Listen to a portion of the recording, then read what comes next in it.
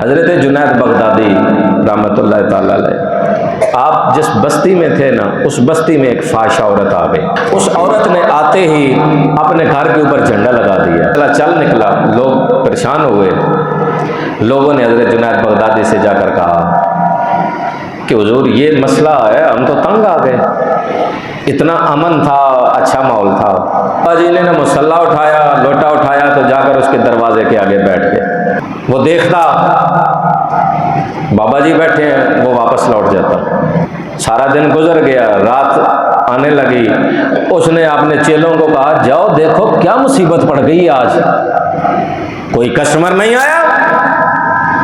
चेले जब बाहर निकले, देखा तो एक बाबा जी मुसल्ला बिछाए अल्लाह अल्लाह कर रहे हैं। लौट गए, कहा जी आज एक बाबा जी मुसल्ला बिछाए बाहर बैठे हैं। वो कहने लगी, जाओ बाबा जी को बोलो, बाबा जी अल्लाह अल्लाह करनी है तो मस्जिद में जाओ, अल्लाह अल्लाह करनी है तो।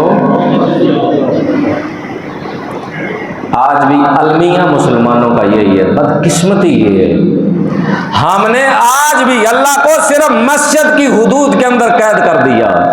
जो दुकान पे बैठा है वो दो नंबरी करता जा रहा है। वो कहता नहीं अल्लाह तो सिर्फ मस्जिद में है। जो बाजार वाला है वो कहता नहीं अल्लाह तो सिर्फ मस्जिद में, घर में, दुकान में, खेत में, बाजार में, हर एक ने समझा है अल्लाह तो मस्जिद में, इधर कहां अल्लाह। बदकिस्मती मुसलमानों की आई है।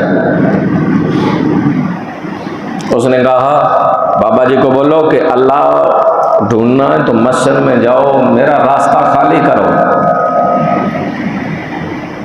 चेले आए, उन्होंने आकर जब बाबा जी को कहा, बाबा जी उठो जाओ। कहा क्यों? कहा कोई कस्टमर नहीं आ रहा। बाबा जी ने बोला आज कस्टमर मैं ही आया हूं। उन्होंने जाकर अंदर कहा, जी वो बाबा जी कहते हैं आज मैं ही आया हूं, मेरे साथ मामला तय कर लें। उसने कहा बाबा उम्र देख तो काम देख। कहा मेरी उम्र को छोड़ो, तुम अपने पैसे बताओ। अंदर गए, बात तय हुई। उसने कहा मेरे दिन कितने, मेरी रात कितने। कहा ये लो, लेकिन शर्त ये है कि मेरे अलावा आज कोई नहीं आएगा। उसने कहा जी ठीक है। बाबा जी ने कहा वुजू करो, तवज्जो। उसने कहा बाबा किस बला का नाम ले रहे हो?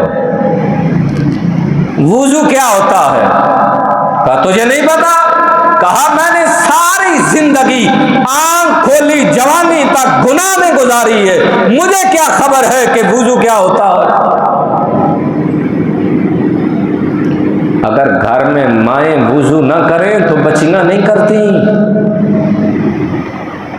बाप वुजू न करे तो बच्चे नमाज नहीं पढ़ते। अगर माँ वुजू नहीं कर रही तो मुजरम वालिद है, बाप है, शोर है। अरे जालो कव्वामून अलन निसा। यार तू अगर ये पाबंदी लगा सकता है कि मेके नहीं जाना, तो क्या ये पाबंदी नहीं लगा सकता कि नमाज भी पढ़ा करो? काबा की कसम, तू अगर एक दिन कहे मेरे कपड़ों को हाथ ना लगाना अगर नमाज नहीं पढ़ेगी, मेरे लिए खाना ना बनाना नमाज नहीं पढ़ेगी, तो नमाज भी पढ़ेगी, बिस्मिल्लाह भी पढ़ेगी, कुरान भी पढ़ेगी, तेरे बच्चों को वुजू करके रोटी भी बना के खिलाएगी, जब पाकीज़ा होकर तुझे भी खिलाएगी।